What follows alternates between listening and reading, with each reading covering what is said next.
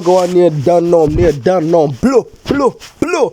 Kijk, er zijn nog één broers wat reg in die Bijbel moet wees. Als hulle ooit die Bijbel oorskryf. Away, 50 fucking cent. Iemand study die man, schrijf een boek over die man, Psalm 50. Of die man, Book of Proverbs, iets zoals hij. Zet die man net ergens in die Bijbel. Yo, Jesus het 4 spijkers. Bro.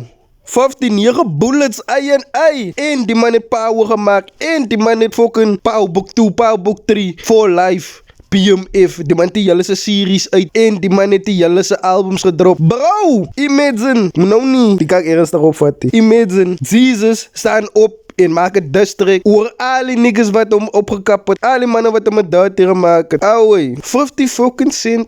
Giet die man een spatie in de Bijbel. Bro.